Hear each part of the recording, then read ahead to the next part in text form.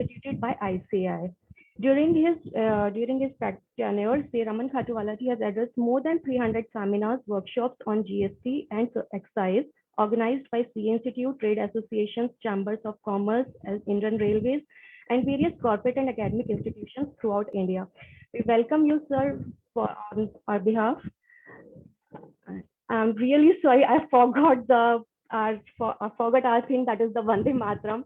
So before that, going further, Raman Khatwalaji, can we please have Vande Mataram first? Admin sir, can you please play the Vande Mataram?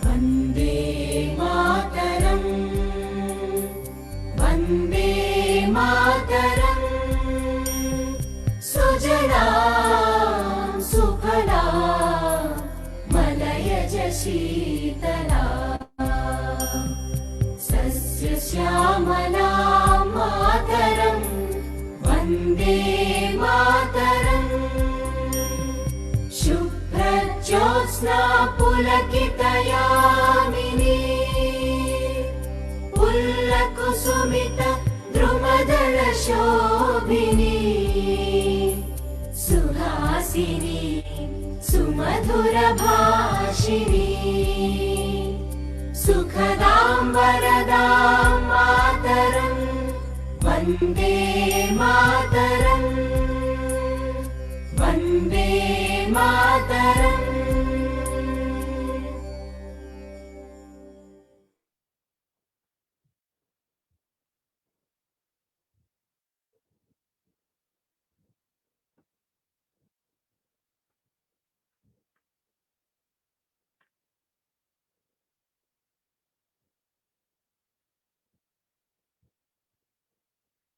So moving forward with our session, I would like to invite Sri Raman Khatwalaji for our session. Please continue. Good evening, ma'am. A lot of thanks to all the BBSS members for giving me this opportunity to share my views on recent development in GST. Friends, हमने last session अपने GST group की 26 मार्च को करी थी, I think so, और उसके बाद से अभी तक में प्राइमरी गवर्नमेंट ने सिर्फ एक ही नोटिफिकेशन दिया है, लेकिन हमारा जो बेसिक आज का जो हाफ एन सेशन रहेगा that is on finance bill 2021 जो पार्लियामेंट ने पास किया है, उसमें हमारे जीएसटी के कैसे क्या प्रोविजंस हैं, इसको हमने फाइनेंस बिल आने के बाद भी किया था, एक बार हम इसको रिकैप भी कर सकते हैं. Now I just share my screen.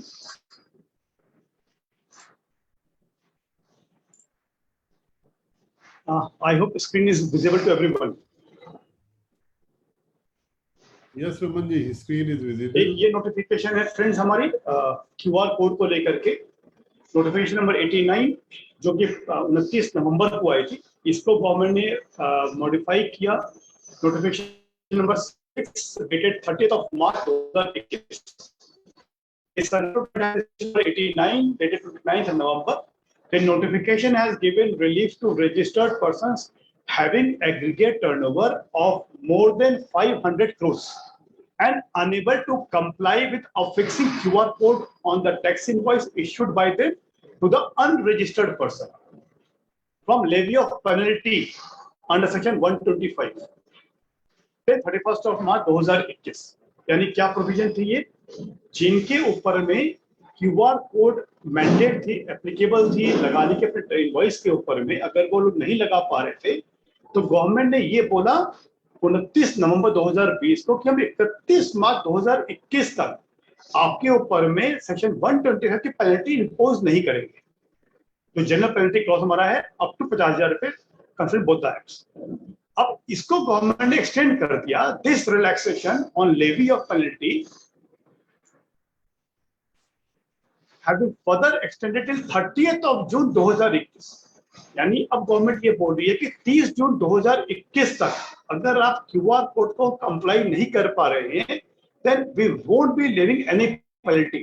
देखिए यहाँ पर हमें जो ध्यान रखने की चीज है, गवर्नमेंट ने इसकी एप्लीकेबिलिटी को एक्सटेंड नहीं किया, एप्लीकेबिलिटी आज भी है, सिर्फ रिलैक्सेशन क्या है, that is just on the imposition of penalty under section 125.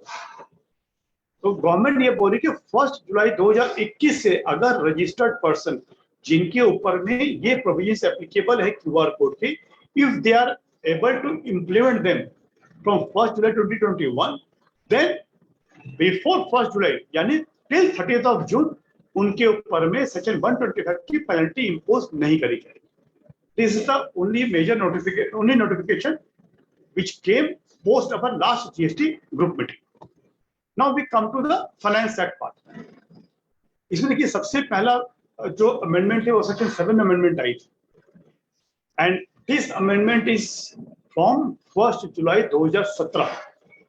What it says, activities or transactions by any person other than individual to its members or constituents or vice versa shall be treated as supply.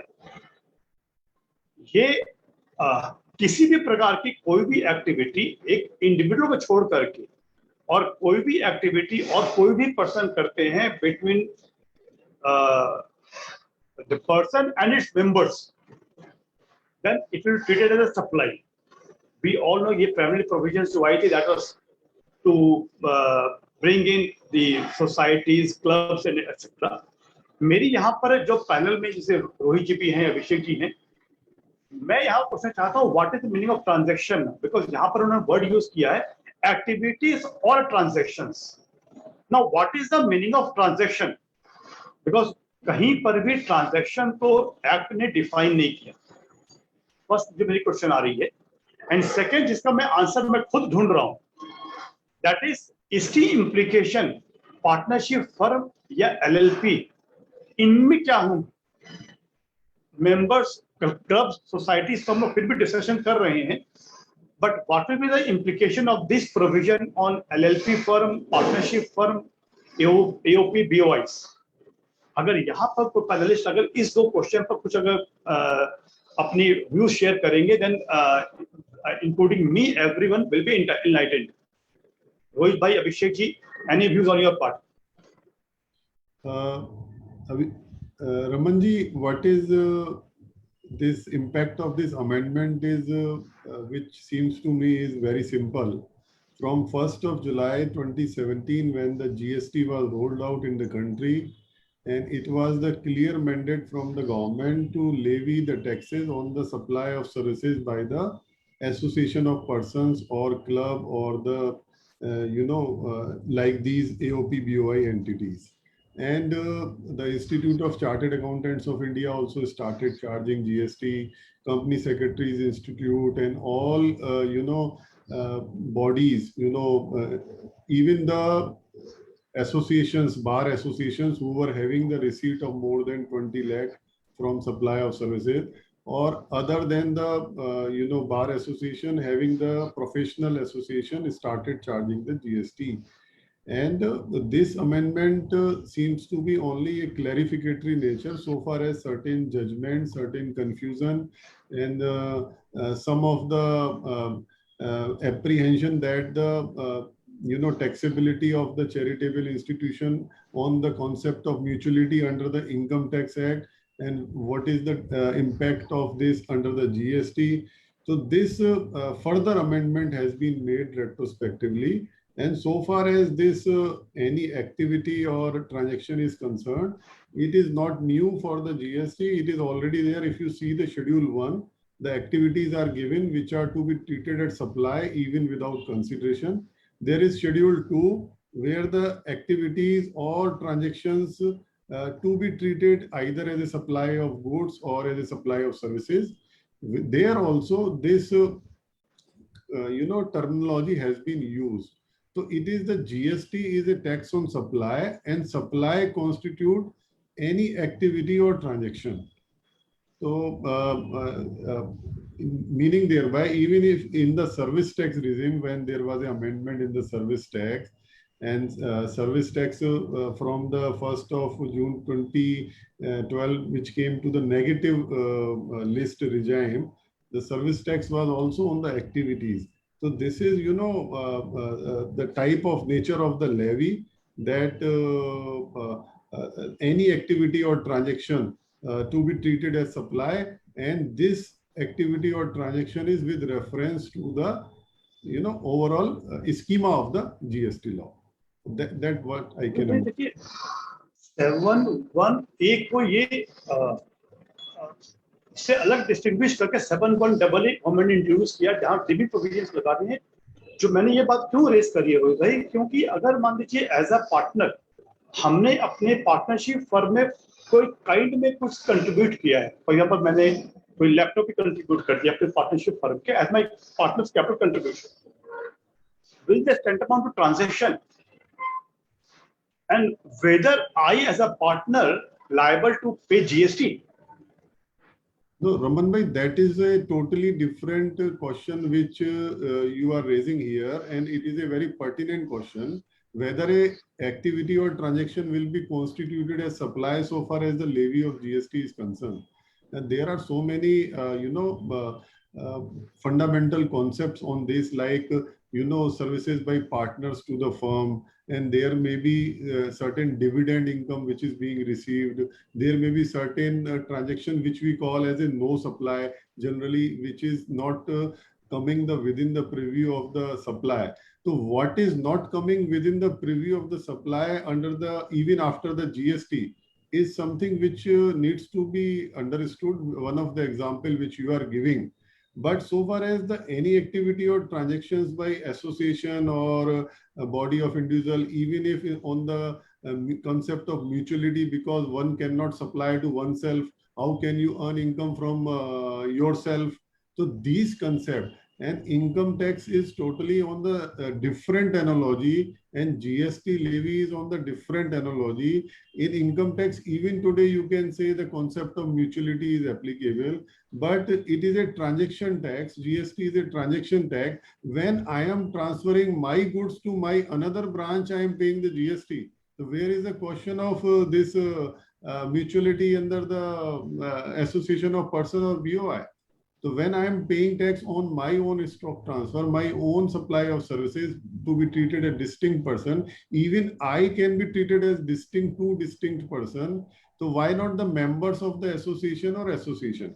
And your question was basically related to the word use activities or transaction, which I already told that it has already been used in Schedule 1, Schedule 2, and many places. This word has already been used, and this is the, way of explaining, way of levy, the schema of levy that they want to cover each and every transaction or activity within the ambit of supply, so far as it covers the fundamentals of the supply. So that only, if something, any other Abhishek would like to add, he can add in this. Sir, I completely agree with you. We should not stretch the meaning to such an extent to bring something which is not in the scheme of things as supply. It will not come into that ambit.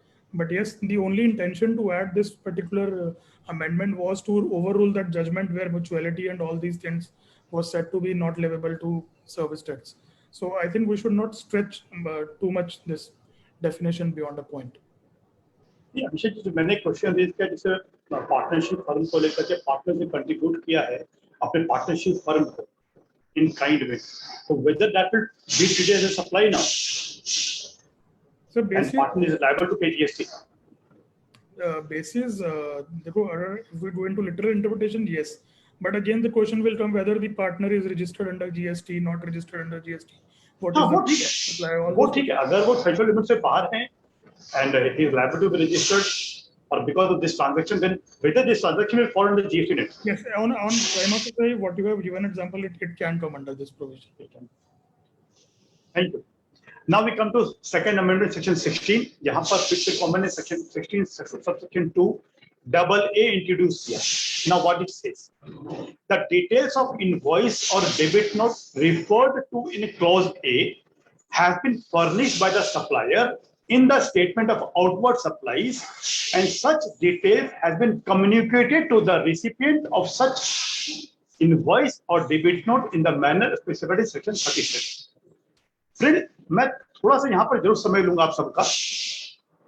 यहाँ पर ये क्या बात कर रही है कि जो सप्लायर GSTR1 अपलोड करेगा, अपलोड करने के बाद में उस सप्लाई का कम्युनिकेशन होगा रिसिपेंट को, उस बेसिस पर रिसिपेंट अपना इनपुट क्रेडिट क्लेम करे। अब अगर फ्रेंड्स हम लोग देखें तो वी ऑल नो कि 1 अक्टूबर 2019 से we all are complying with provisions of sub rule 4 rule 38, जो कि अपने पहले 120% थी, फिर 110 हुए, अब 105% पर हम लोग क्लेम करते हैं।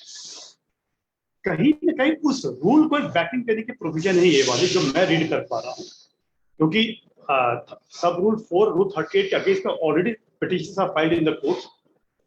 तो उसको वो जो लैकुना कहीं ना कहीं थी प्रोविजंस की, बिकॉज सेक्शन 60 सबसेक्शन 2 में ऐसे कंडीशन प्रिस्क्राइब्ड नहीं, इस वजह से गवर्नमेंट ने इसको अमेंडमेंट किया सेक्शन को लाकर।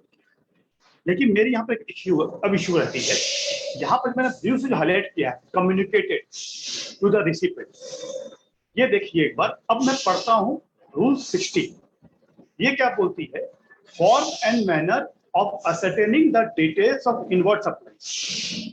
This rule, sub-rule 1 says, the details of outward supplies furnished by the supplier in GSTR1 or using IFF shall be made available electronically to the concerned registered person in Form 2A. अब जो मैंने rate highlight किया made available, और जो मैंने highlight किया starting में section में कम्युनिकेटेड, क्या इन दोनों का मीनिंग सेम है?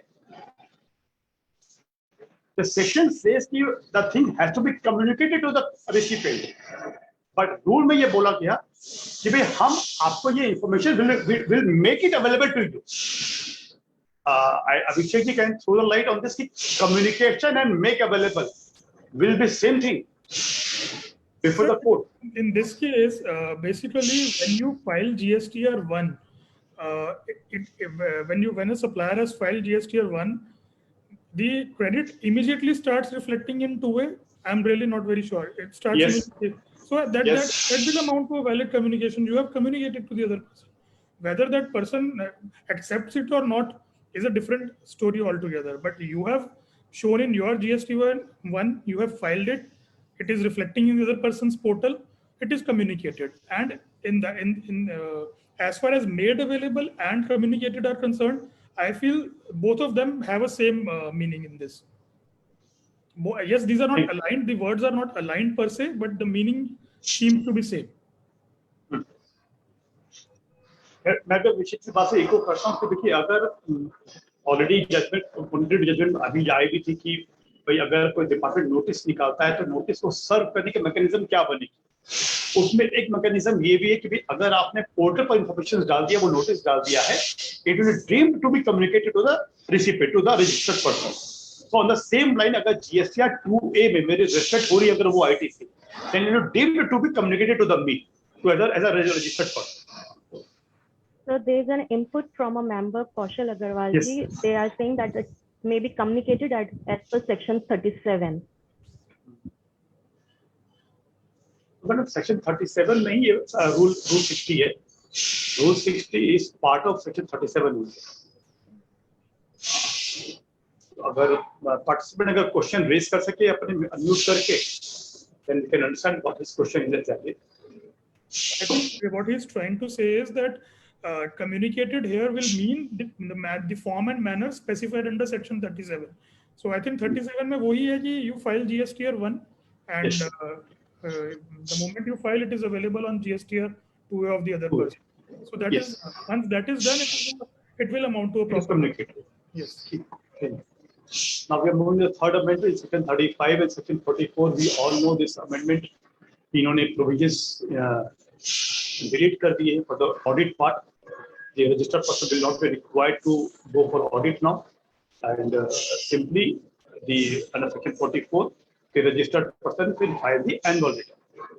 अब यहाँ पर एक जो लोगों के views आते हैं कि whether this amendment is applicable for financial year 2021 also or 2021 applicable होंगे, टू माय अंडरस्टैंडिंग फ्रेंड्स, ये सेक्शन की कोई एप्लीकेबिलिटी डेट 1 अप्रैल 2020 से गवर्नमेंट ने नहीं दिया है. अगर ये प्रिस्क्राइब्ड डेट 2020 से नहीं है तो इट इज डीम्ड कि ये प्रोविजन जो है 1 अप्रैल 2021 से अप्लाई करेगी. Once this provision is applicable from 1 April 2021, so in my view, GSTR 9 as well as 9C, wherever applicable, will apply for the financial year 2021 also. ऐसा नहीं कि रजिस्टर्ड पर्सन को लास्ट फाइनेंशियल ईयर खत्म हुई है, अगर उन पर 9 और 9C अप्लाई करती है तो वो उनको 9C फाइल नहीं करनी पड़ेगी, बिकॉज ये गवर्नमेंट ने प्रोविजन को डिलीट कर दिया. डिलीशन ये रेट्रोस्पेक्टिवली नहीं हो रही है, ये पर्सपेक्टिव अमेंडमेंट हो रही है. सो इसकी पर्सपेक्टिव अमेंडमेंट 1 अप्रैल 21 से ही मानी जाएगी. रोहित भाई, you have rightly said, and if you see the Finance Act 2021, the date of applicability for the section 108 to 123 of the Finance Act is on such date as the central government may by notification in the official gazette appoint. So my humble question to Advocate Abhishek ji is that power is given in the Finance Act 2021 to appoint a date for the notification of these provisions, and which is related to the GST provisions only. So can they appoint a retrospective date for this appointment? So can they say that it is appointed date is 1st April 2020, so that the 2021 financial year is not applicable for the GST audit? This is my question. Sir, I think if that would have been the intention, they would have written in the law itself that this section will be deemed to have been added or omitted since the beginning itself. I don't think they can do it by way of a notification.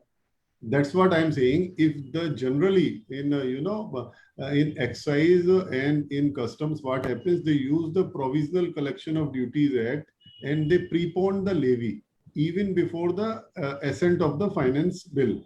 And they prepone generally from 1st of February or the date from 2nd of February next to the budget date.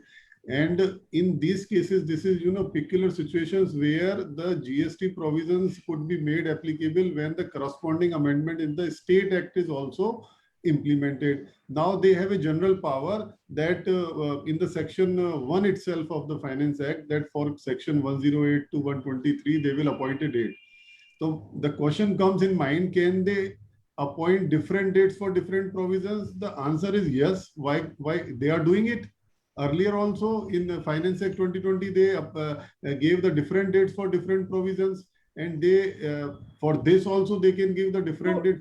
Different dates, so they can definitely. But can it be only prospective different dates? Yes. Can they say that 35(5) is omitted with effect from 1st of April 2020? This is the question. No, I don't think that can be done, because if you see, sir, when this cess and all things were, there was a confusion in the transition of cesses and all. So they made a retrospective amendment in the explanation. They said that these provisions shall be deemed to be included as in the Act itself, Finance Act itself, not in the notification of some appointing some date. So I don't think they should do it. Yes, because that will also make the GST audits already done null and void. Yes, I am also of the view the provision, general provision, the date to be appointed is date only after the assent of the Finance Act. And yes, the date of the assent of the Finance Act is 28th of March 2021. So any of the provisions of section 108 to 123 of the Finance Act 2021 cannot be notified, appointed prior to 28th March 2021. And it should not be. And it is my firm belief that 2021 GST audit is going to happen. This is my personal view. Now we move to another amendment, section 50.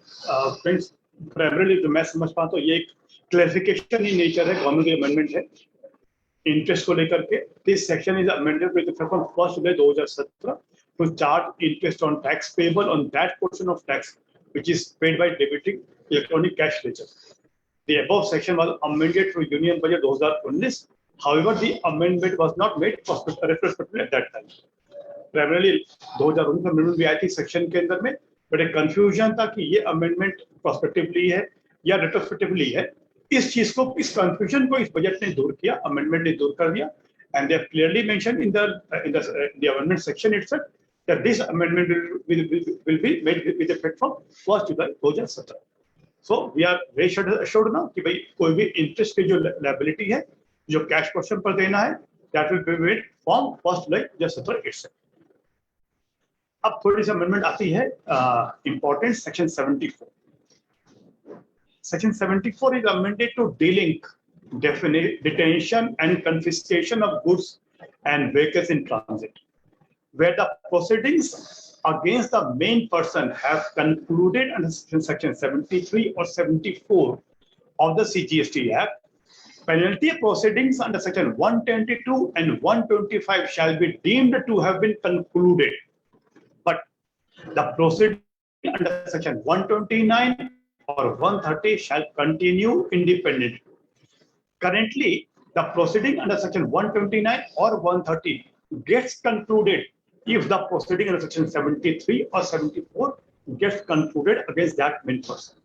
अब यहाँ पर देखिए government ने जो amendment किया इसमें 73 की जो प्रोविजंस है जो एप्लीकेबिलिटी बन रही है आपके ऊपर में, अगर गवर्नमेंट इसको कंक्लूड कर भी देती है इवन देन आपके ऊपर जो प्रोविजंस पेनल्टी प्रोविजंस एप्लीकेबल है 129 के या 130 के that will continue.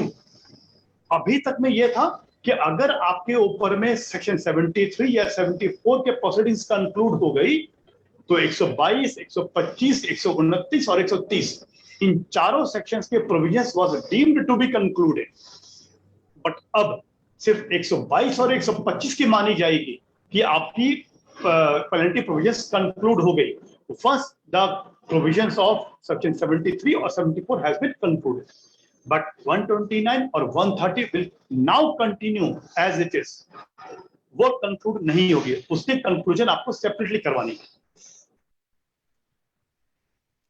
Section 75, general provisions relating to the determination of tax. इसमें एक subsection 12 गवर्नमेंट ने इंसर्ट किया, notwithstanding anything contained in Section 73 or 74 where any amount of self-assessed tax in accordance with a return furnished under Section 39 यानी GSTR 3B remains unpaid either wholly or partly, or any amount of interest payable on such tax remains unpaid, the same shall be recovered under Section 79. The Finance Act has inserted an explanation also to this subsection. पहले तो उन्होंने इस subsection को insert किया, अब वो क्या बोल रही है कि अगर आपकी कोई भी GSTR 3B के जो टैक्स जमा करनी थी या इंटरेस्ट जमा करने थे, अगर आपने वो अगर जमा नहीं किया है तो वो भी हम मानकर चलेंगे कि सेल्फ असेसमेंट टैक्स कंप्लीट नहीं जमा हुई अभी आपकी। और सेक्शन 75 की जो प्रोविजंस है रिकवरी ऑफ टैक्स और रिकवरी ऑफ इंटरेस्ट के प्रोविजंस आप पर अप्लाई करेंगे। अब एक एक्सप्लेनेशन गवर्नमेंट बोलती है, for the purpose of this subsection the expression self assessment tax shall include the tax payable in respect of details of outward supplies furnished under section 37 but not included in return furnished under section 39. ये important है। अगर आपने GSTR 1 के अंदर में अपनी कोई liability बता दी बट कॉरस्पॉन्डिंग लायबिलिटी अगर GSTR 3B के अंदर में जमा नहीं हुई अगर आपकी, then also it will be treated कि आपकी सेल्फ असेसमेंट टैक्स की कंप्लीट टैक्स जमा नहीं हुए हैं एंड सेक्शन 75 के प्रोविजंस आपके ऊपर में इन्वोक हो सकते हैं। अब कुछ क्वेश्चंस मेरे दिमाग में जो आए वो मैंने पुट किया। If the outward supply has been shown in previous year GSTR 3B but included in current year's GSTR 1, कई बार होते हमने GSTR 1 में नहीं दिखाया था, GSTR 3B में दिखा दिया, सिर्फ दिखा दिया, टैक्स जमा करा दिया, और करंट ईयर में आकर के हम GSTR 1 में इसको शो कर। फॉर एग्जाम्पल अप्रैल 2020 की मेरी कोई लायबिलिटी बनती थी, मैंने GSTR 3B में तो टैक्स जमा करा दिया अप्रैल 2020 के रिटर्न के अंदर, बट मैं GSTR 1 में दिखाना भूल गया। मैं अप्रैल 2021 के रिटर्न में आकर के GSTR 1 में शो कर रहा हूं, तो ऑब्वियसली मेरी GSTR 1 की जो आउटपुट लायबिलिटी बनेगी फॉर अप्रैल 2021 और अप्रैल 2021 की जो मेरी 3B की लायबिलिटी बनेगी उसमें मिसमैच आएगी। अब यहां पर रजिस्टर्ड पर्सन की हरेसमेंट हो सकती है। मैं ये तो नहीं बोलूंगा लायबिलिटी बनेगी टैक्स जमा कराने की, बट टू माय अंडरस्टैंडिंग अब उसकी हरेसमेंट हो सकती है, बिकॉज डिपार्टमेंट तो डाटा देखेगा आपका कि 1 की लायबिलिटी कितनी है, 3B की लायबिलिटी कितनी है। अप्रैल 2021 में आपने कुछ प्रीवियस मंथ के टैक्स भी दिखा रखे हैं, आउट ऑफ सरप्राइज इंक्लूड कर रखे हैं, बट टैक्स आपने ऑलरेडी प्रीवियस मंथ डिस्चार्ज कर रखा था। तो ये मिसमैच की वजह से you can get a show cause notice, demand notice from the department, and then you have to face the music, और आपको फिर रिप्लाईज फाइल करने पड़ेंगे। These things will occur now.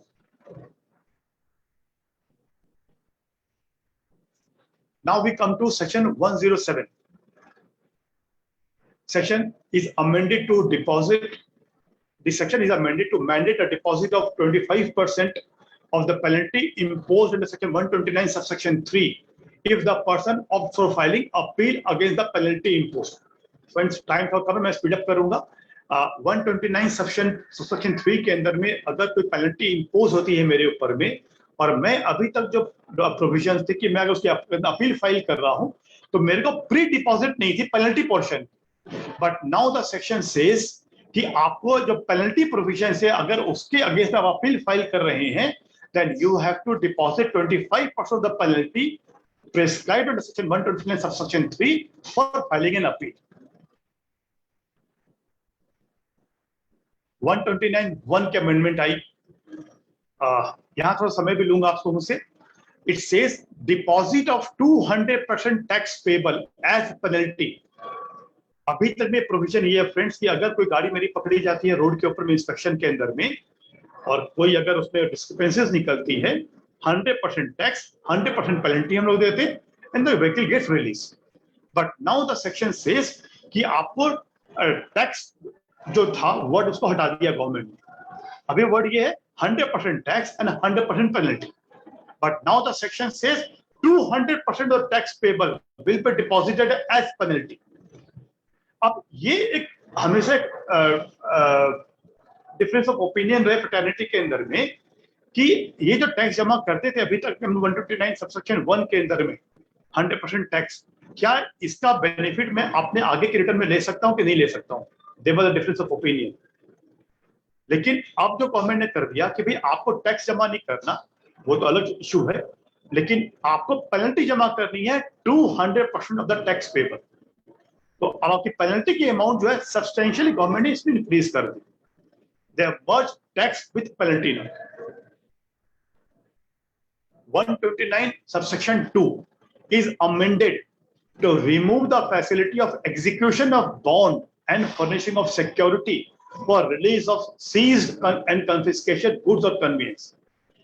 Till now जो प्रोविजन है कि अगर आपकी कोई गाड़ी पकड़ी जा रही है तो 129 सबसेक्शन 2 में गवर्नमेंट ने सेक्शन 67 को बोरो किया था, और वहां ये प्रोविजन है सेक्शन 67 के अंदर में कि आप जो है बॉन्ड या सिक्योरिटी दे करके भी अपने टैक्स पेबल को डिस्चार्ज कर सकते हैं। उसी प्रोविजन जब यहाँ बोरो किया 129 सबसेक्शन 2 में आकर के, उसका मतलब ये निकला था फ्रेंड्स कि अगर मेरी गाड़ी पकड़ी गई है तो मैं इक्विवेलेंट अमाउंट का बॉन्ड एग्जीक्यूट करवा दूं, बैंक गारंटी जमा करवा दूं, और मैं अपनी गाड़ी को रिलीज करवा सकता हूं। But now post this amendment gets effect, आपके पास ये एक जो फैसिलिटी थी कि आप बैंक गारंटी या बॉन्ड दे करके या सिक्योरिटी दे करके आप छूट जाते थे, गाड़ी आपकी रिलीज हो जाती थी और आप आगे अपने जो भी अपील फाइल करते थे आराम से। Now this facility gets withdrawn. अब आपको तो अगर गाड़ी छुड़वाने हैं तो 200% पेनल्टी जमा करके ही गाड़ी आपकी रिलीज होगी। 129 subsection 3 officer detaining or seizing the goods or conveyance shall issue notice within 7 days of such detention or seizure, specifying penalty to be paid, and thereafter shall issue an order of payment of such penalty within 7 days of the date of service of such notice. As on date friends, subsection 3 के अंदर कोई time limit नहीं थी government के पास में, officer के पास में, रमन जी, कि उसे ऑर्डर कब देना है। Yes Raman ji, can you I am intervening, but can you please go back to subsection 2 which you were referring that now there is no Yes. facility to get the goods or the vehicle released on submission of the bank guarantee or security bond basically. yes sir. if you see the subsection 2 which has been removed, that subsection 2 was only referring to the section 67(6), and that Yes, sir. was for search provision. And so far as the facility to furnish the security equivalent to the amount, that is there in clause C even after amendment. If you see the new section which is being subsection 1, the clause C says that upon furnishing of a security equivalent to the amount payable under clause A or B in such form and manner as may be prescribed. So that facility is still there, but only the thing is that they have dealing with search provisions also with 129, and that kindly check. Thank you Rupe for updating me, because फिर यहाँ से message skip करके clause 6 जो बताया आपने 129(1)(c), I will just relook it, and thanks for updating me also. It is only for the reason that the fact remains, the law remains the same. I should quote it. Yes, I understand your submission, and really thanks to you Rohit bhai for that. Friends, 129 subsection 3 में अब government ने officer को bound कर दिया है कि उसे अगर नोटिस देना है तो विदिन 7 डेज नोटिस देना होगा उसे, और जो उसे ऑर्डर पास कर रही है वो ऑर्डर से विदिन 7 डेज और सभी का नोटिस उसको ऑर्डर पास करने होंगे। टिल डेट अभी तक कोई टाइम फ्रेम नहीं थी 129 सेक्शन 3 के अंदर में ऑफिसर के ऊपर। 129 subsection 4 is amended specifying that no penalty shall be determined without giving person concerned an opportunity of being heard. Under the current law, no tax, interest and penalty are determined without offering the opportunity of being heard. अभी तक में क्या provision है, आपको कोई tax लगाने हैं, interest लगाने हैं या पेनल्टी लगाने हैं सेक्शन 129 के अंदर में, then you have to give the opportunity of being heard. But now after this amendment, सिर्फ अगर पेनल्टी लगानी है अगर आपको, then only the officer is required to give the opportunity of being heard. Otherwise tax और interest जो जिक्र था 129 सबसेक्शन 4 के अंदर में, इस दो वर्ड को गवर्नमेंट ने डिलीट कर दिया। Now we come to IGST amendment. Section 16 subsection 3 is amended to mandate that the registered person who has been granted refund of input tax credit, ITC की जो रिफंड मिलती थी अभी तक हमारे को on zero rated supply of goods, shall deposit within 30 days of expiry of time limit prescribed in FEMA Act for receipt of foreign exchange remittance. The refund so received along with interest.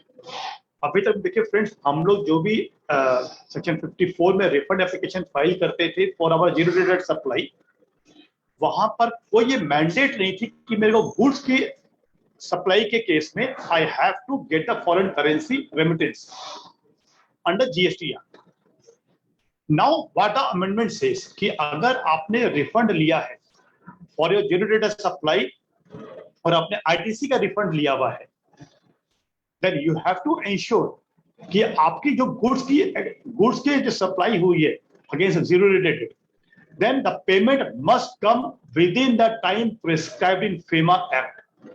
अगर आपकी within the time में जो FEMA में prescribe करी गई है उसमें अगर पेमेंट रिसीव आप नहीं करते हो, then उसकी एक्सपायरी हो जाने के बाद में, टाइम फ्रेम एक्सपायर हो जाने के 30 डेज के अंदर में आपको जितने आपने रिफंड क्लेम रिसीव किया है along with इंटरेस्ट, आपको वो रिफंड का पैसा गवर्नमेंट को रिटर्न करना पड़ेगा। ये एक अमेंडमेंट है and this is amendment is applicable only for goods. Now my question here is, the amendment is proposed to ensure that the foreign remittance is received against export of goods. However, zero rated supply includes a supply to SEZ developer or SEZ units where payment is received in INR. How will the supplier of goods to such SEZ developer or units located in SEZ get refund now? मेरी question क्या है friends यहाँ पर जो मैं आपके सामने post कर रहा हूं कि zero rated supply includes export as well as SEZ supplies. Section की जो अमेंडमेंट आई है वो ये कहती है कि अगर आपने zero rated supply of goods किया है और अगर आपको पेमेंट विद इन फेमा में के टाइम फ्रेम में आपने फॉरेन एक्सचेंज पे नहीं मंगाया, देन आपको अपनी जो आपने रिफंड क्लेम किया था गवर्नमेंट से वो रिटर्न करो। बट अगर मेरी क्वेश्चन ये कि अगर मेरा क्लाइंट एसईजेड यूनिट को सप्लाई करता है, वो भी सप्लाई मानी जाएगी, जीरो सप्लाई मानी जाएगी, और वो उसका रिफंड क्लेम कर लेता है। ऑब्वियसली जो एसईजेड यूनिट है वो डीटीए यूनिट एरिया को पेमेंट आईएनआर में करते हैं, वो फॉरेन करेंसी में नहीं करते। Then how will this amendment be complied by the person in DTA supplying to SEZ? Rohit भाई, अभिषेक जी।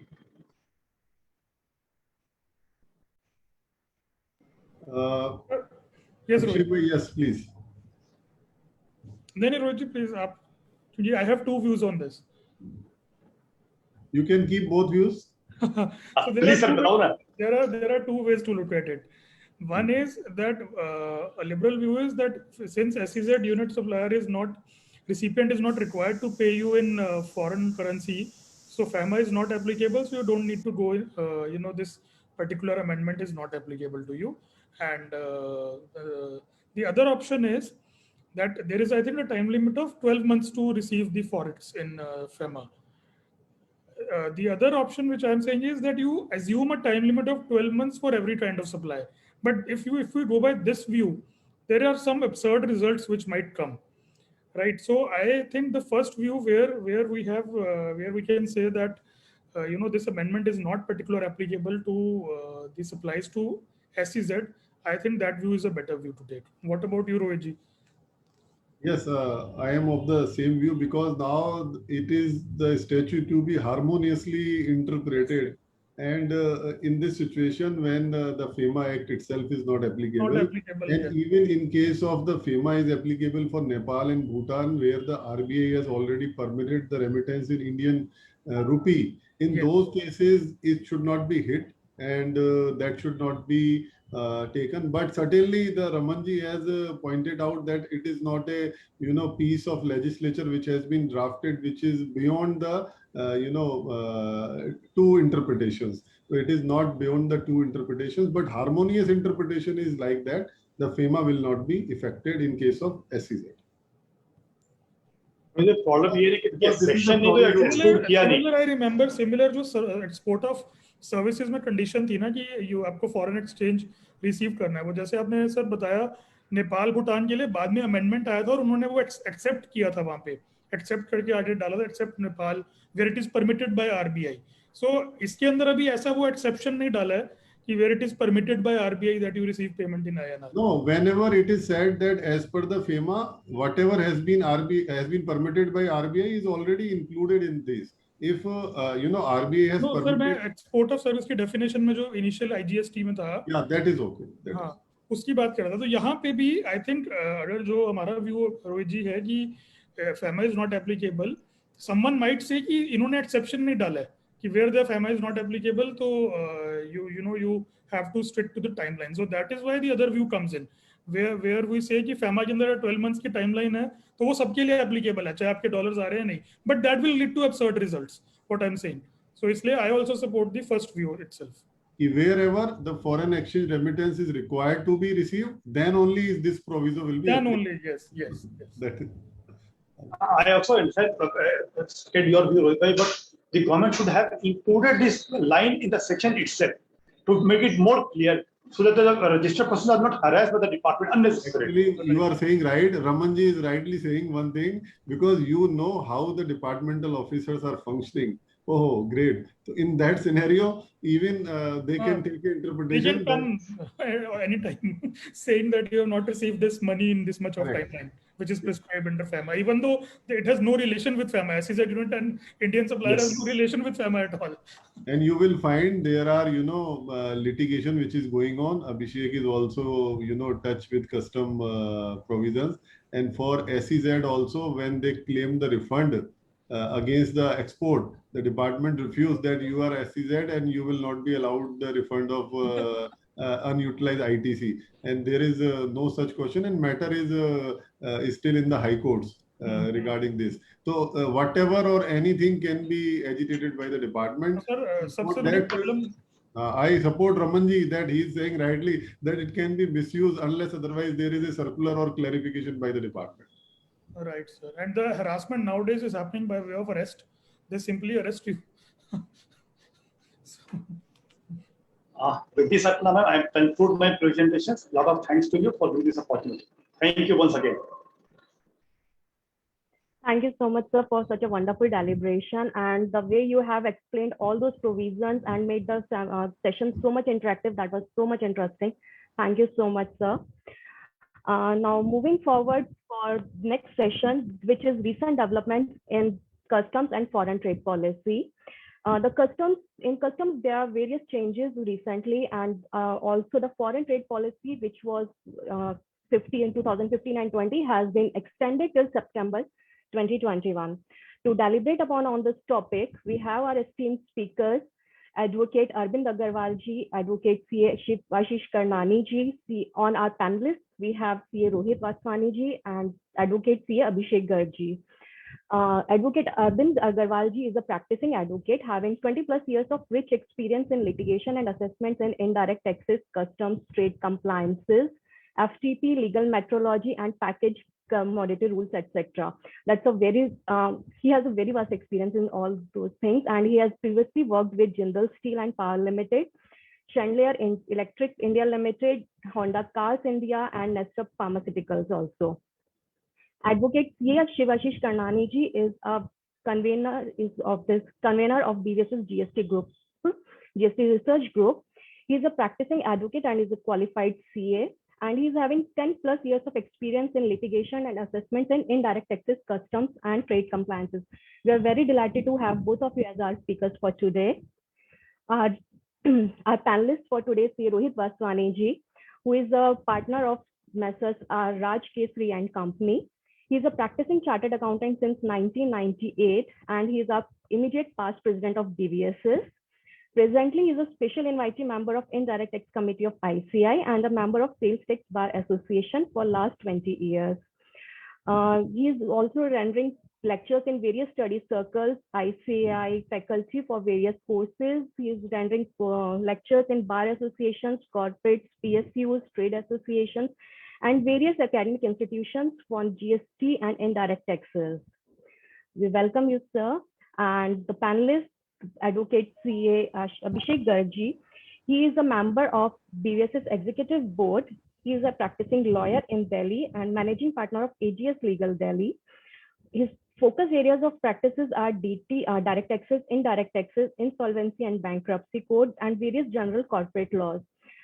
Further, during the phase of implementation of biggest tax reforms of the country, the GST, he was actively involved in advising and training various MNCs and large Indian companies in implementation and smooth transitioning towards GST regime. He is a visiting faculty with ICI and regularly delivers lectures on topics like customs, GST, corporate laws. He has also co-authored a book with Taxman's GST work contract and other constructions. He regularly appears before quasi-judicials and judicial authorities. We welcome you, sir, on the board. Now, for this session, I invite all the speakers on board, please. Over to you, sir. Okay, so thank you, Aparna ma'am, for introducing all of us, and thankful to Rohit ji for inviting us and giving us this opportunity. Welcome, Arvind ji. I think you are first time speaking in this BVSS forum. Am I right? Yes, right, sir. So very welcome. And on behalf of the whole BVSS and Executive Board, Advisory Board, I welcome you here in this webinar on GST, and keep on coming and be part of our GST group. Yes. Please, sir.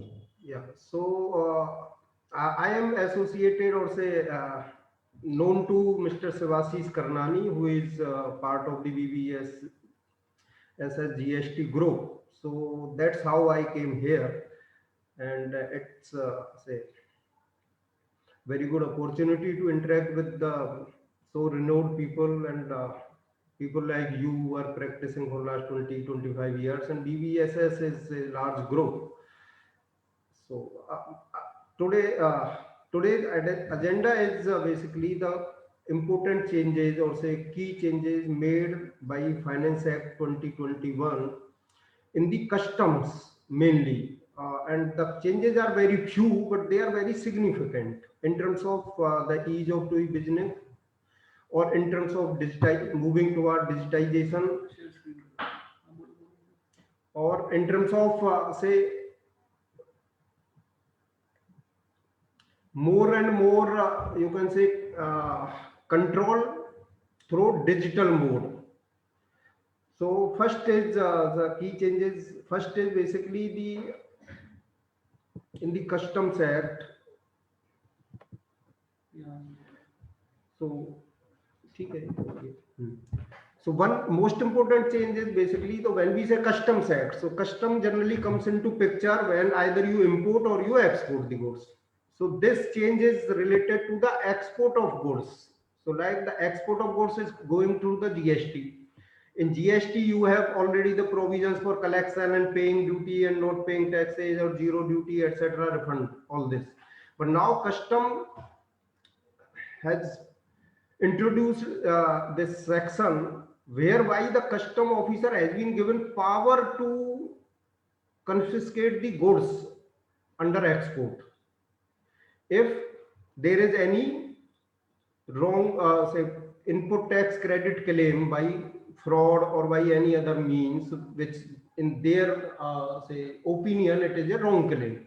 So what it means is you are taking credit of ITC, but that credit is somehow considered to be a say bogus transaction or fraud transaction. Then custom, instead of besides GST department has to decide eligibility, non-eligibility of ITC.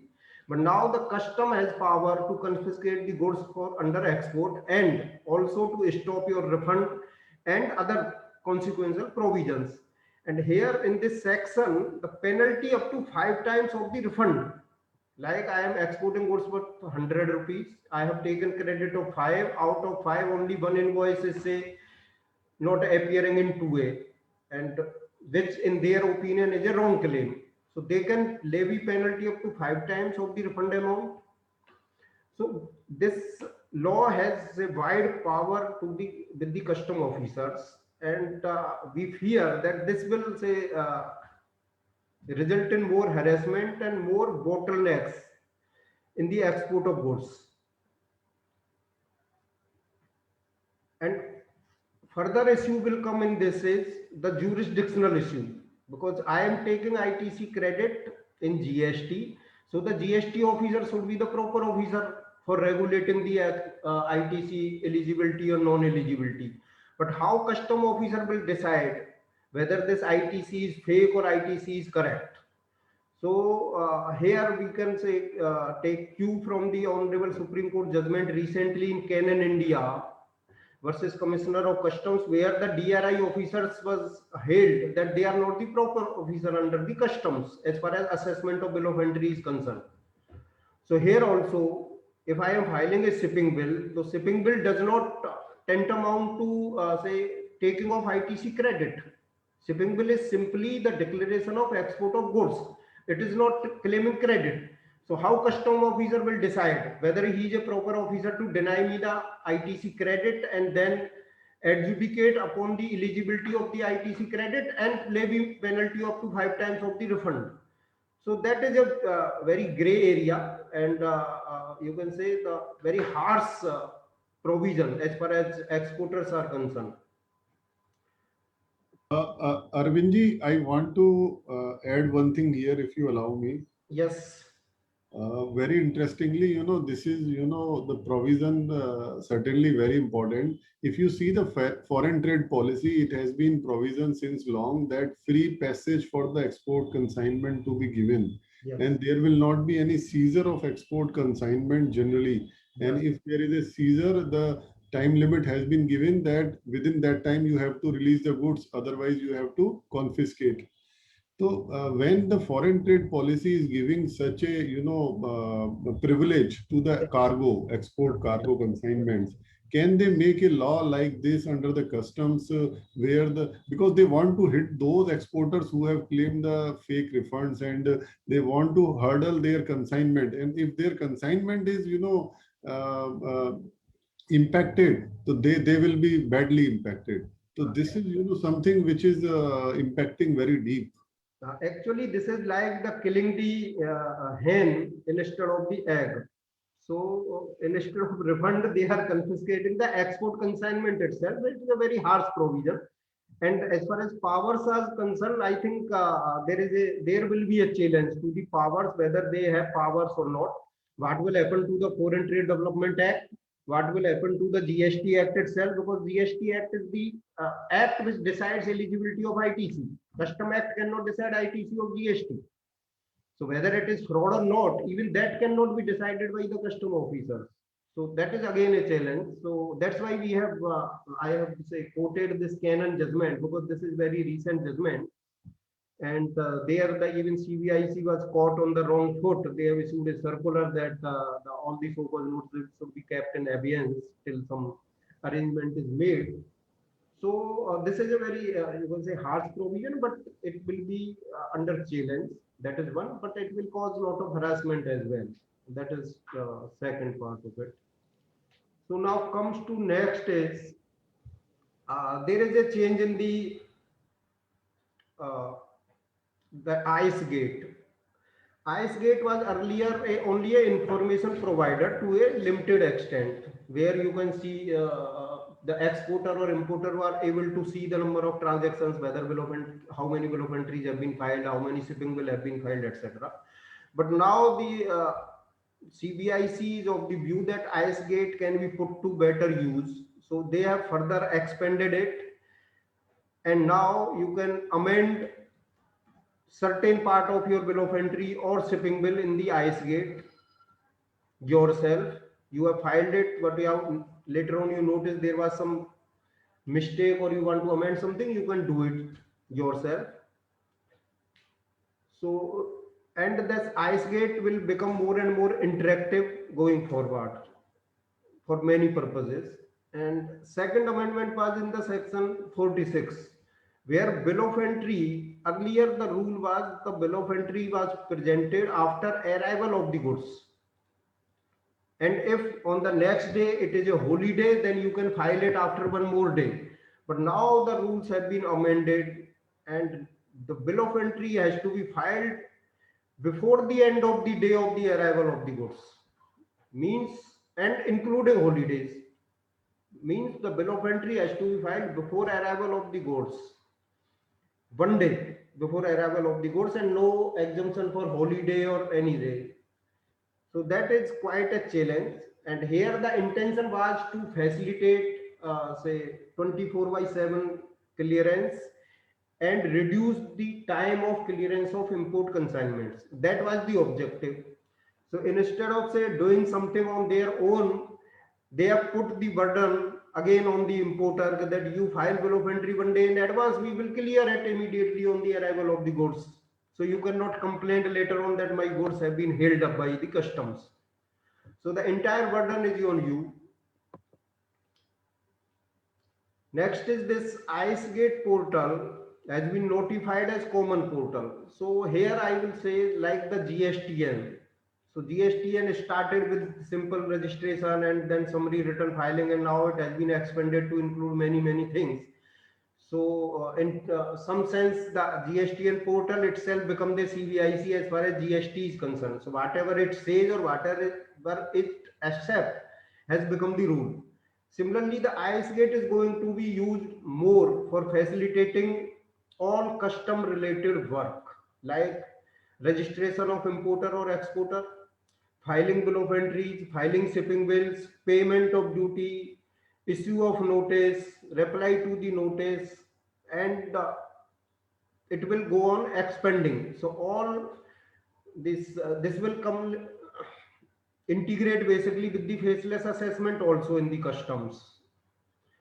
So the ICE gate will become the GSTN of customs in near future, in one year or 2 years time. So we moving into the digital business. So one hand GST, on the other hand ICE gate, and DGFT is also going into the same digital age. So everything is digitized there, and they have launched a new portal for all DGFT related compliance work and issuance of licenses and EODC, etc. One more important change is fixing the time limit of 2 years for concluding the proceedings initiated by the customs and issue of so cause notice within a 2 years time frame. Earlier, what they do is they simply catch hold of you, ask for payment of duty, and then they sleep over it. They will never decide, they will never issue the notice, they just collect the duty and sit. Now the onus has been put on them to issue so cause notice within 2 years time of starting any audit, search or seizure or summon or whatever. So basically it will cover the investigation by DRI, investigation by the audit, post clearance audit by the customs. Though it is not practically put too much into the practice, it is not, but going forward they will start auditing the importers and exporters, and then on the basis of that audit they will start issuing so cause notices. So it is just similar to that EA 2000 audit. So now OSPC audit will also start in near future.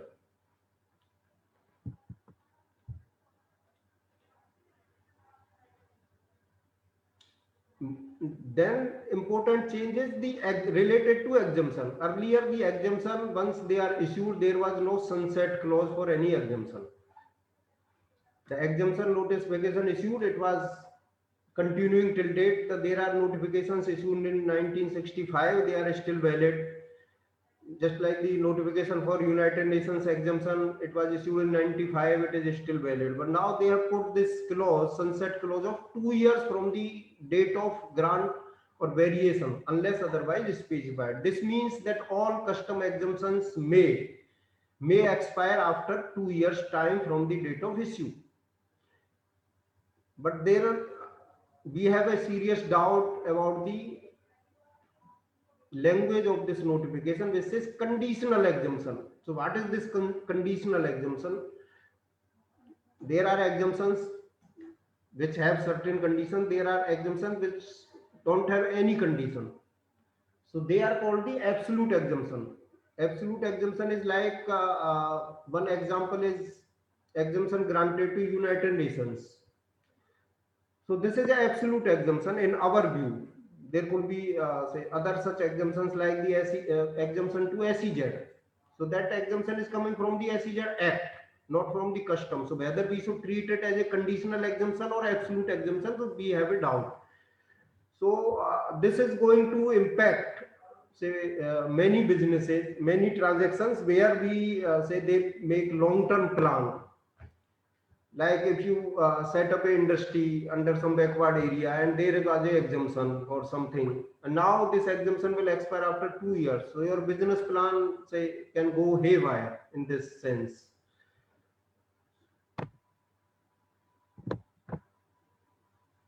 And these are some policy initiatives by DGFT. So some Aparna already explained the FTP policy has been extended till 30th September 2021. One more is the IGST exemption for advanced license holders, EPCG license holders, and EOUs have been extended up to 31st March 2022. So these are the good examples of the conditional notification under the customs. So here the notification itself has been extended till 6 months or 1 year.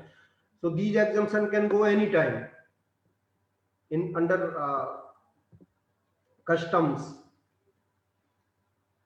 And another important change is road tax scheme. Road tax scheme was announced around a year back, but rates are not yet notified. So on one hand, MEIS has stopped. They are not giving MEIS because MEIS ceased to exist in 2020. Road tax is not applicable. So the export community is suffering this 4-5% benefit. They are not able to get it for last 1.5 years. And in road tax, there is a lot of one or two important, you can say the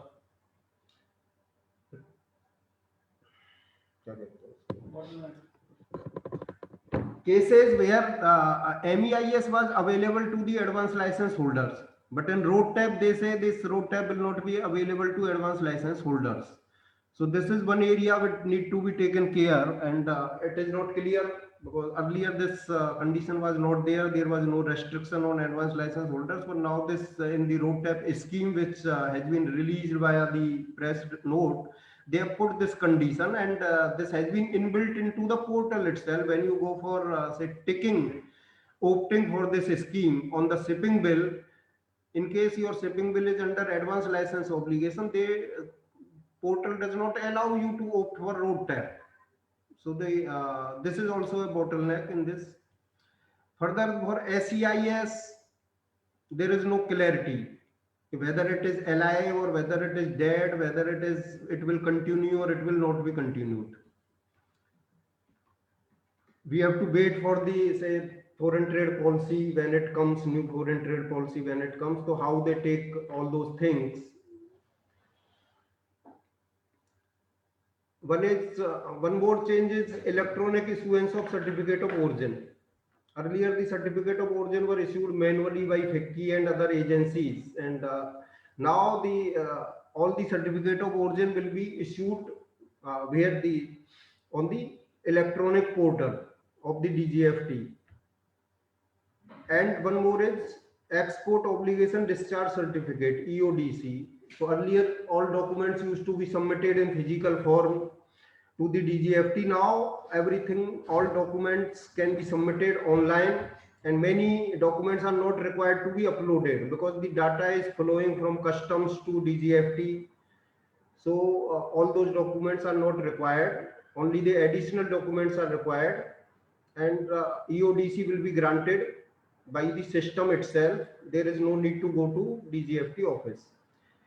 And one more is IEC updation can be done on this portal.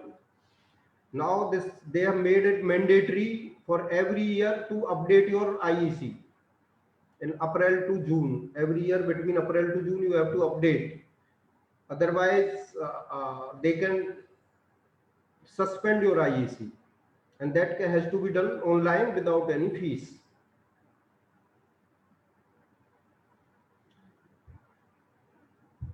So now I will say, ask Mr. Shivashish Karnani to take it from here. This custom inbound manufacturing scheme. This scheme is very useful for the people who say import many of their imports, and whether either sell in the domestic market or re-export the same.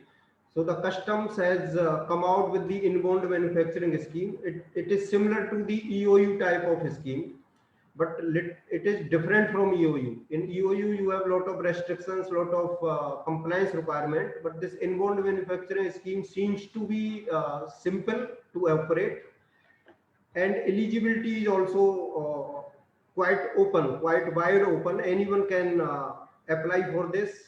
Anyone can get this license, custom inbound manufacturing license, and there is no restriction on the class of persons or class of goods which can be put into the warehouse. So now Mr. Shivashish will take this forward.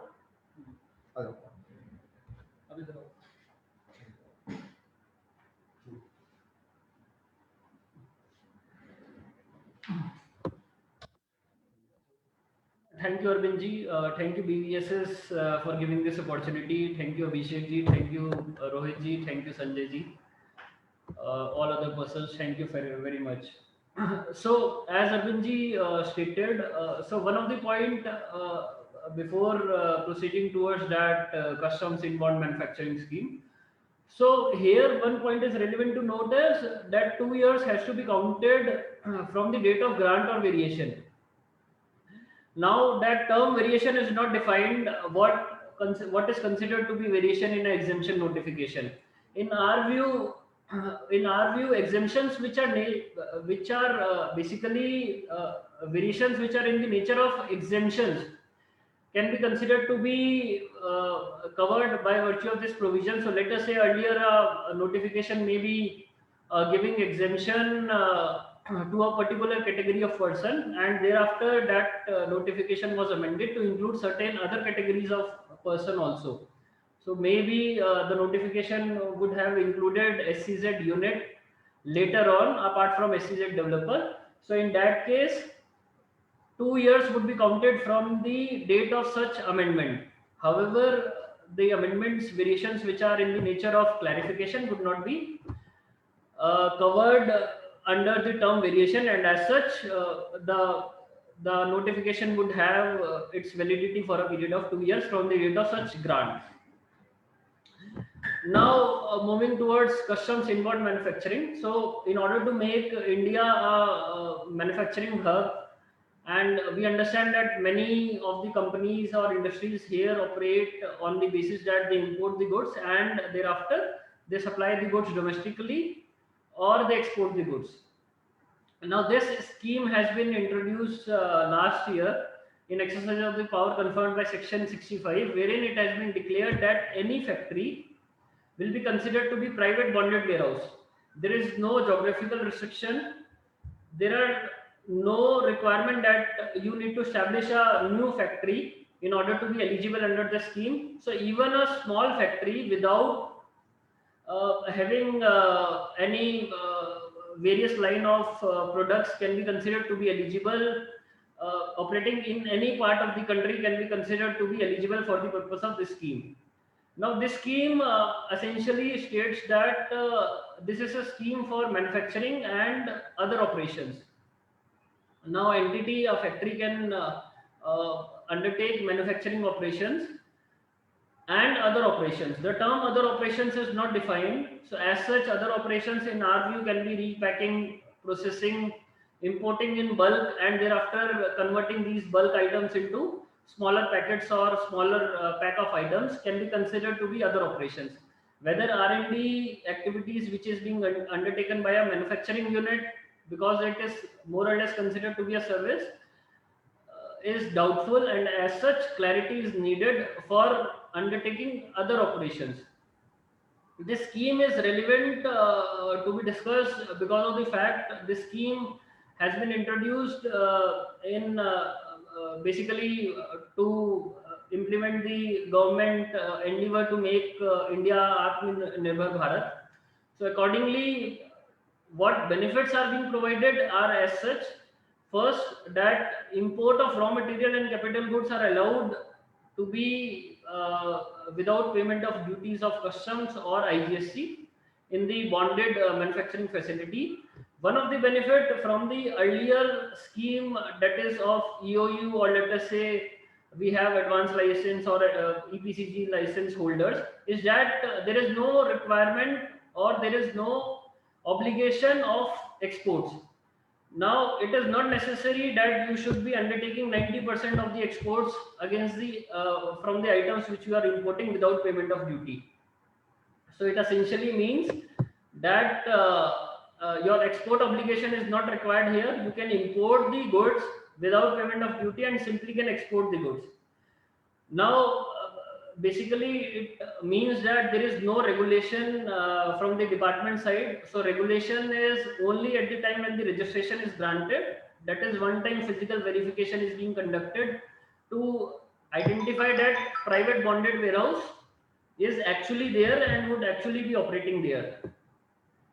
Benefits are in addition to the existing benefits. Now another point relevant to note is, now you may be importing goods without payment of duties, and you may like to import, or let us say domestically procure capital goods against EPCG license.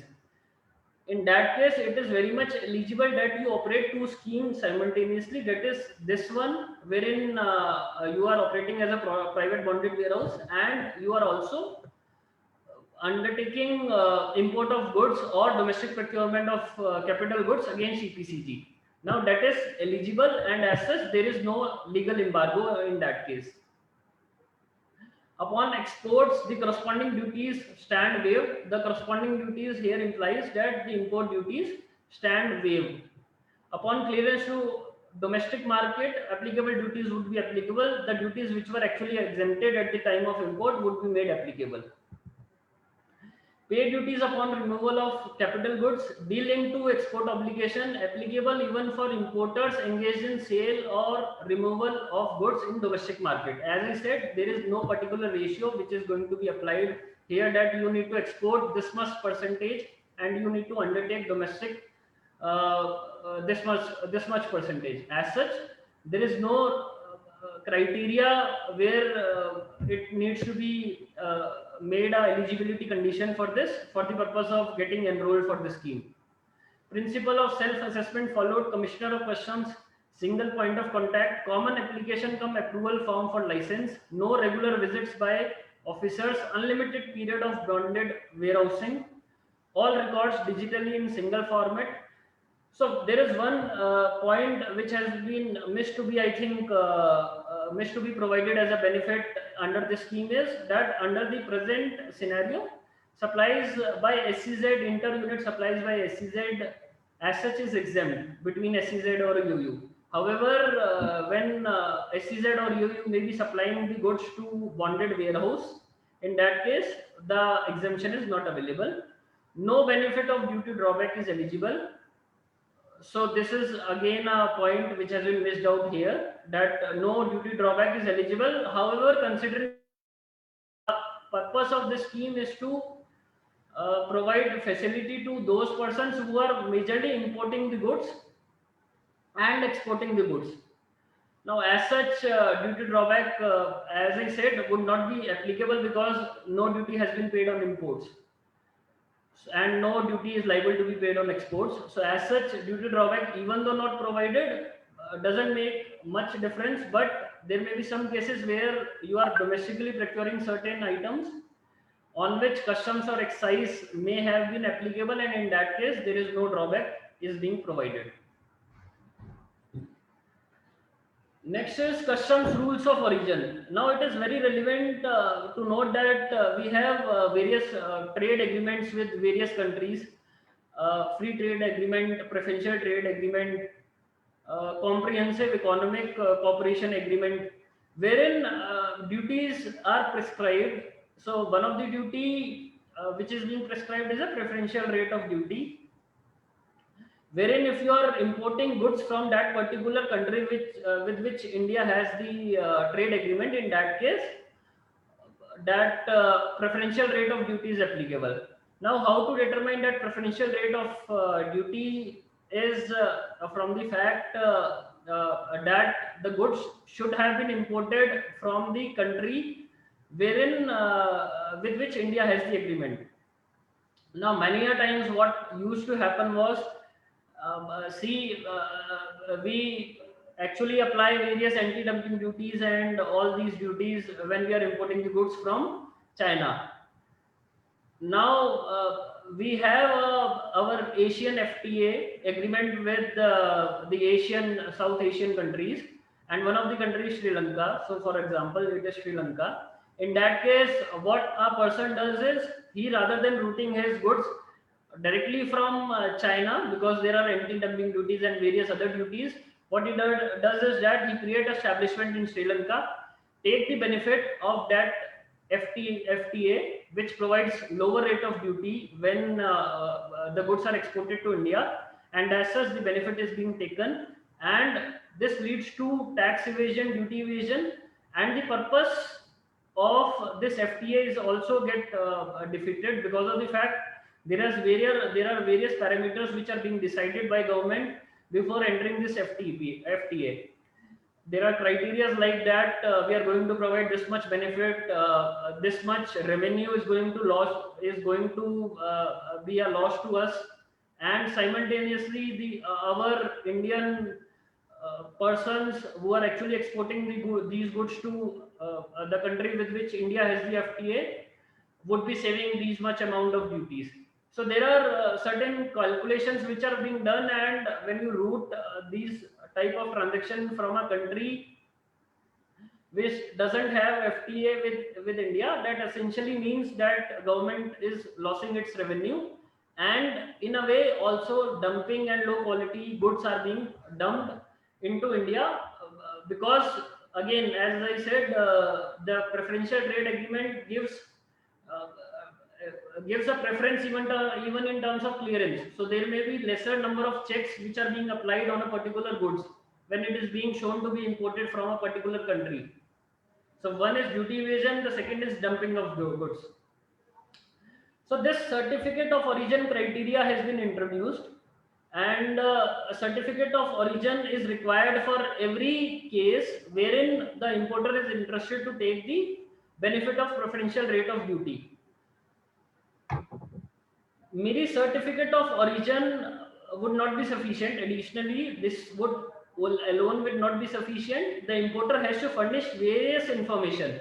Now let us say there may be a FTA, and in which 10 number of HSN items would be considered to be given a preferential rate of duty benefit.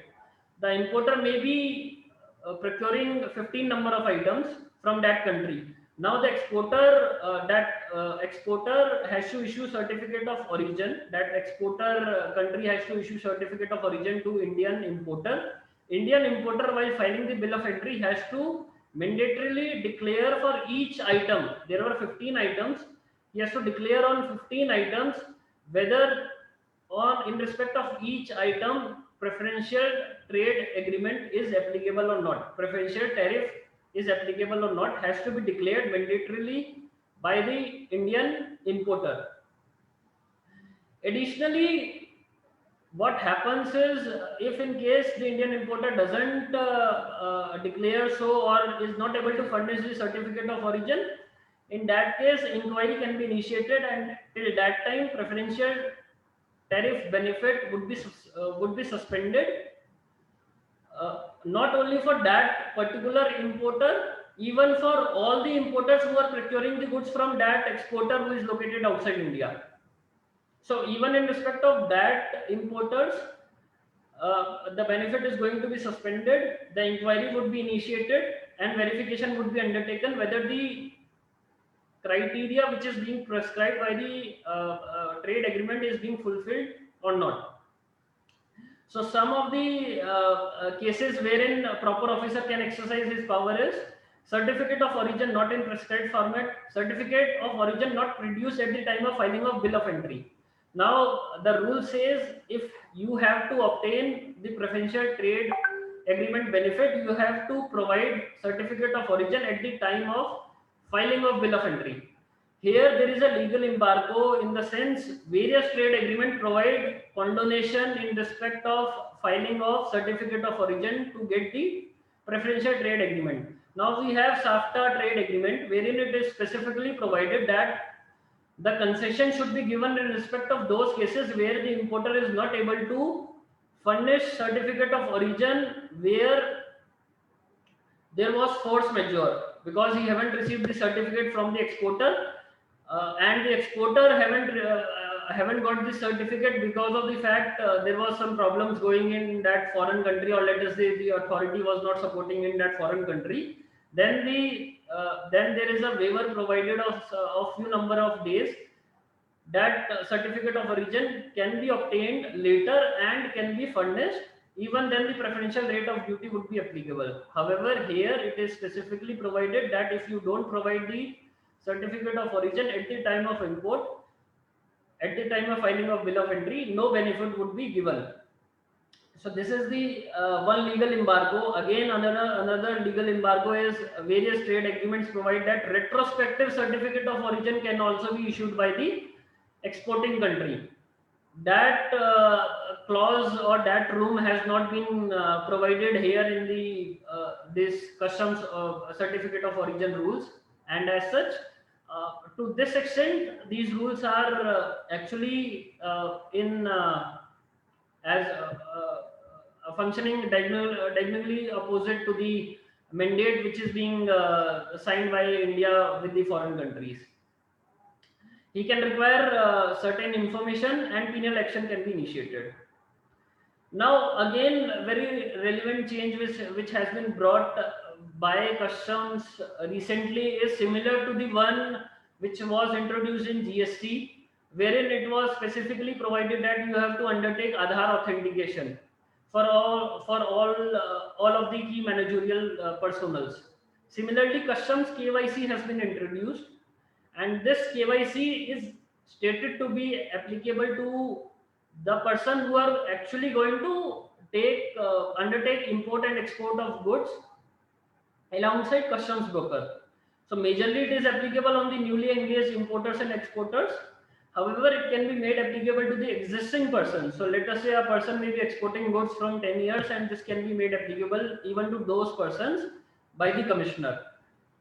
Entire process would essentially be driven online. So online here implies that it would be driven by the common portal, which is being recently notified as the IceGate is going to be common portal.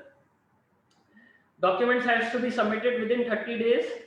In case of existing persons, and in case of newly registered person, again it has to be submitted within 30 days. Thereafter, not just the furnishing of documents, apart from that, Aadhaar authentication is also required. So documents furnishing along with documents stating that you are financially capable of importing and exporting has to be furnished. So examples given are income tax return, your GST returns can be furnished to demonstrate that you are financially capable to import and export. Apart from that, Aadhaar authentication has to be undertaken of the key managerial personnel. Once that is done, physical verification has to be undertaken by the proper officer of the principal place of business, which is being mentioned in the IC registration. IC registration requires us to mention an address of principal place of business. That address would be verified by the proper officer. That physical verification is mandatory, unlike under GST law, wherein it was specified that physical verification would not be required where you have already undertaken Aadhaar authentication. Here that is mandatory. However, that can be waived by JC, Joint Commissioner, or AC, that is Additional Commissioner, in cases where Aadhaar authentication is undertaken. So first is there would be physical verification irrespective of the fact whether you have undertaken Aadhaar authentication or not. However, that can be waived by JC or AC if Aadhaar authentication has been undertaken. Verification to be completed within 30 days, 60 days where physical verification is undertaken. This time limit is for the proper officers. Commissioner has been granted following powers if the verification is not completed successfully or the information is not submitted correctly. The powers are n number of powers are granted. So first is your clearance of goods can be stopped. Your export clearance can also be stopped. Exemption benefit can also be stopped. Sanction of refund drawback can also be stopped. License registration under Customs Act can also be stopped. Any other benefit which arises can also be stopped, whether it is monetary or non-monetary. So all the benefits which are being available or which can be envisaged under the Customs Act would be blocked. And even in respect of you say that foreign trade policy benefits which are being granted by way of customs would also be stopped. Now this is the last topic since we are also running out of time to take up the queries thereafter. So recently Supreme Court ruled one of the landmark ruling in the case of Canon India.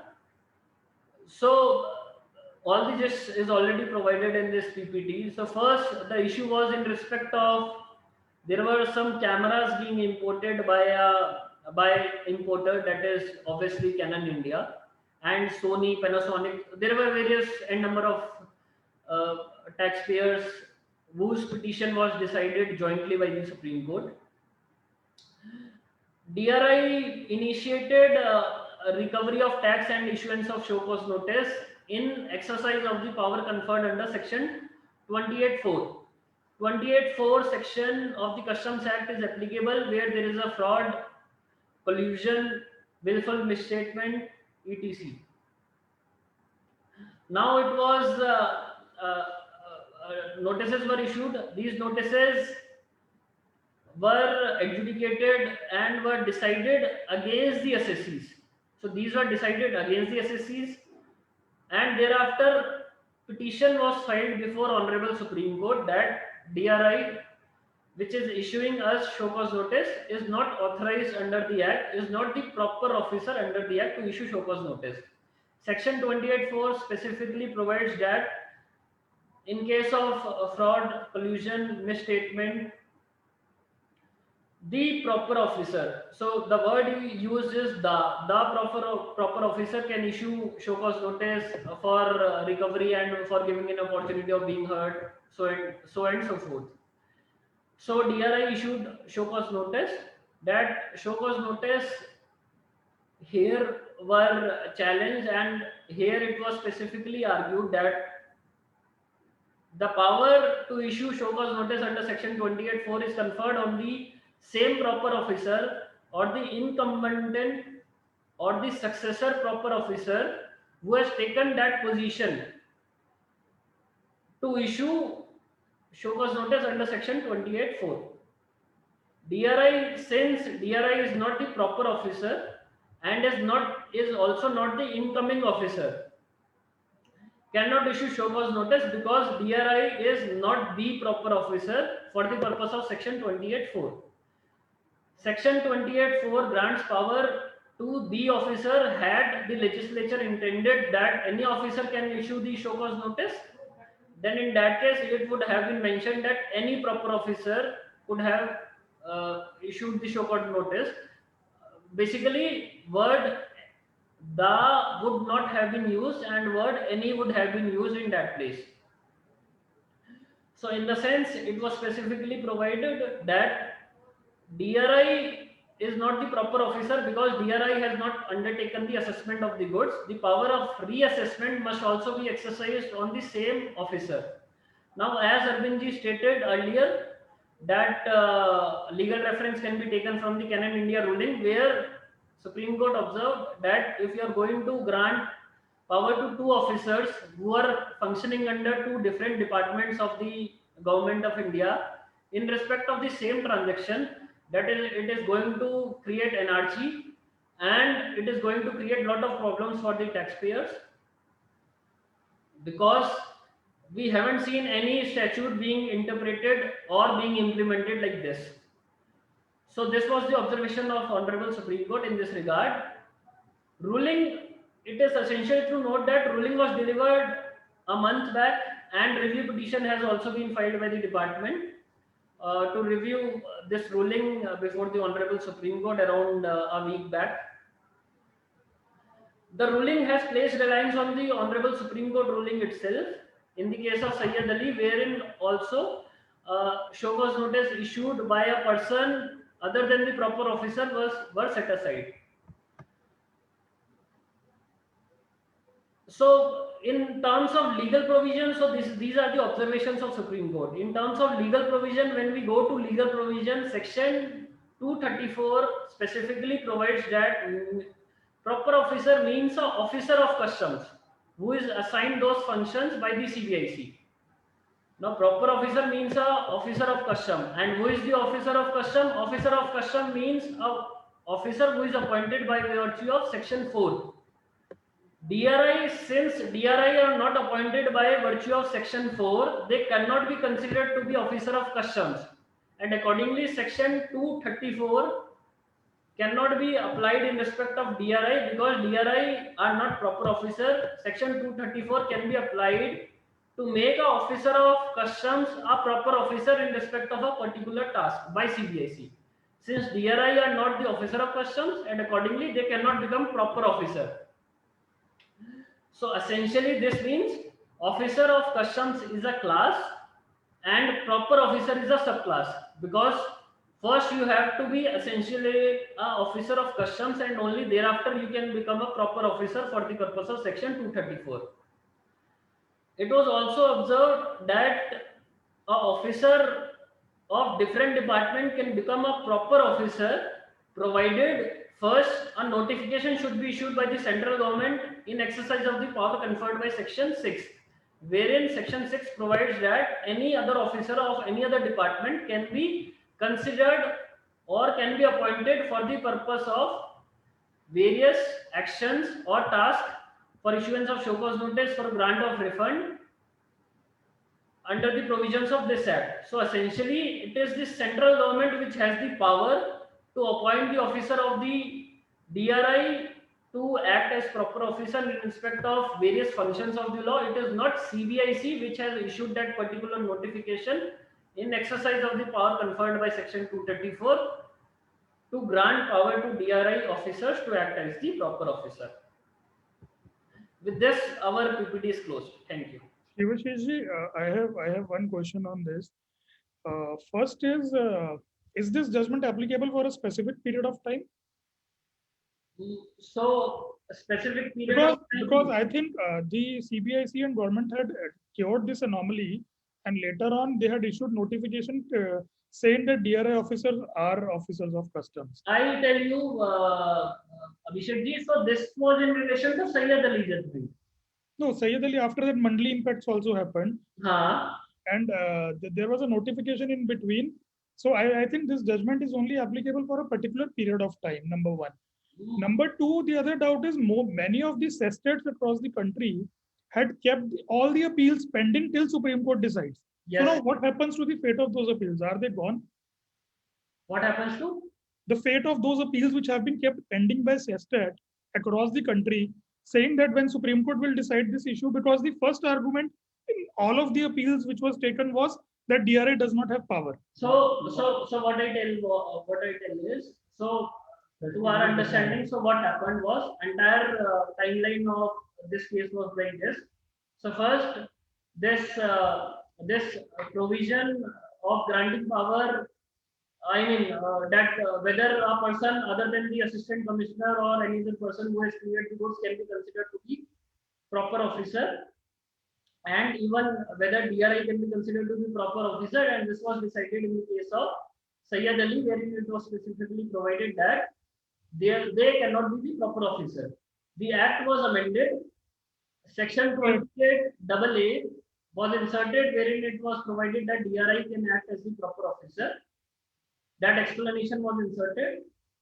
Now, another argument, to my understanding, was taken in Delhi High Court ruling, wherein it was argued by the SSC. However, that appeal was dismissed. That writ was dismissed against the SSC. It was argued that this provision cannot be applied in respect of the period before April 2016. That explanation was inserted. April 2016. Yes. Yes. So and then it went to Supreme Court. Supreme Court partly affirmed. Supreme Court had partly affirmed that ruling. Delhi High Court wala. So I think that petition is pending to be decided by Supreme Court.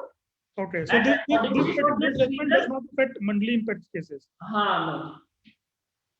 And for this reason, various. What is the period of show cause notice in this particular canon, India? Show cause notice period. I'm sorry, because some appeals of mine are also pending. That is why I'm asking. I'm really sorry for the interruption. So there is complete timeline which I have. I can share that. I will. Yes. Otherwise, I have to go through. Because I know all the assessors across the countries have kept these appeals pending. So I tell you, there are cases pending before Bombay High Court. There are cases pending before Delhi High Court, and there are. Yeah, but Bombay High Court and Delhi High Court together went to Supreme Court. Yes, they again went to Supreme Court because both the cases were decided against cases. Yes. Yes. And Bombay High Court was in favor, Delhi High Court was against. Yes. Then Bombay High Court was also in against. Partly. Again, partly favor, partly against. Delhi High Court against. Yes. Supreme Court said partly favor, partly against. Yes. There is complete timeline in respect of those cases. So we can discuss this. I will also go through it. Sure. There is one question also from Vishal Sharma ji. For filing bill of entry, how customs decide the date of arrival of the vessel, as sometimes IGM is filed but vessel could not take berth. Shivashiji ji, if you would answer this. Yes, Arvind ji is going to answer this. So, custom become aware of the arrival when you file the IGM, Import General Manifesto, wherein you say that vessel will arrive say on this date. So custom takes that date, whatever date you declare on the IGM is the date taken for filing of bill of entry. The timeline will be decided based on the IGM. If the IGM gone wrong, like the vessel is not coming on that day, then this become a case of wrong filing of IGM. Sir, after that, there is one entry inward is also granted. I think the date of entry inward, which is given to the vessel, is the date on which they take. Yes. So when the vessel report at the port, yes, I have arrived. Yes. So they file the IGM, And after that IGM, they grant an entry inward to the vessel. Yeah, IGM is filed before arrival of the vessel. Before Yes, the yes, arrival of the vessel. that is filed 24 hours, or there is a timeline to. Yeah, that can be filed even 10 days ago. Yes, 10 days and ago. when the vessel reaches, they're given entry inwards to the vessel. Yeah, so when the vessel is reported and given the gate pass at the port, that date Yes. is taken as the arrival. Yes. And on that basis, the bill of entry date has to be decided. And anyway, the non-filing of bill of entry will result in a penalty of rupees 5,000 or something. So there is a late fee of rupees 5,000. Yes. So we don't know current limit, but yes, there is only a late fee which is applicable in this case. So initially, In case of bill of entry, in case of bill of, and further details there are per day no, penalty. sorry, for bill of entry or for IGM? Bill of entry. For bill of Bill entry. of entry. Okay. Yes. Thank you so much, Arvind sir, Shivajit sir, for such wonderful explanations. And thank you for Abhishek sir and Rohit Vasani sir for your being a panelist for wonderful session.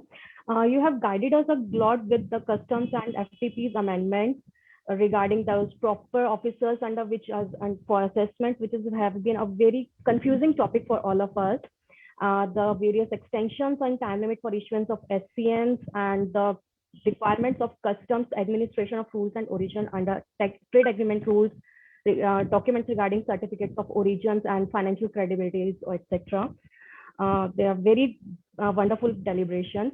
Now, I think we can take the questions from the members. If any of one of the members have any queries, they can ask us either through your chat box or Q&A box.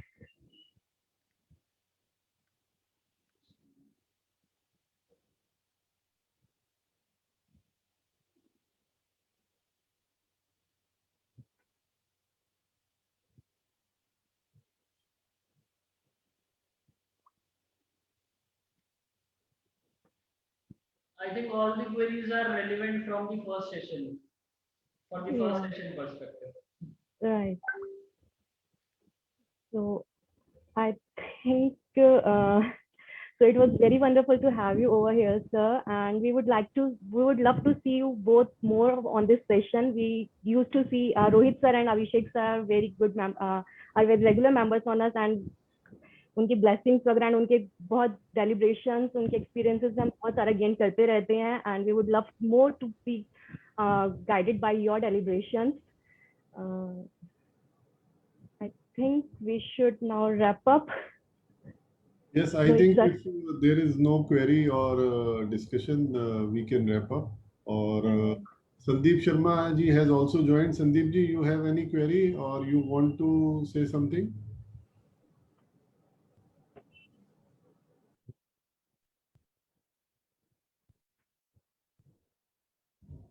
Abhishek ji, you want to say something? So I just want to say that the session was very good, and Shivashish ji has given a lot of knowledge, which on customs, which we usually some miss out, because customs हम तभी पढ़ते हैं जब कोई case आता है या कोई advice लेने आ जाए. Otherwise, customs is one thing which we usually ignore. But I think today's his session and Arvind ji, both of them enlightened us a lot. And Shivashish तो मेरे LinkedIn पे भी हैं, तो I see him writing a lot of posts which are very beneficial sometimes. So it is always good to listen him. Thank Very you, good. Abhishek sir. Same here. And Arvind ji, I would request कि आप भी अब regularly हमारे BVSS में आया कीजिए. And it was great to listen you today. Yeah, definitely. We will continue to interact. Because we can learn from your knowledge, sir. We are very young in the profession compared to your knowledge and experience. Okay, Arpana, I think you can conclude. I think we should conclude the meeting. Thank you everyone for joining with us. Thank you panelists, speakers, and all the attendees for joining with us. And thank you so much. Thank you. Thank you, everyone. Thank you everyone. Thank you. Thank you.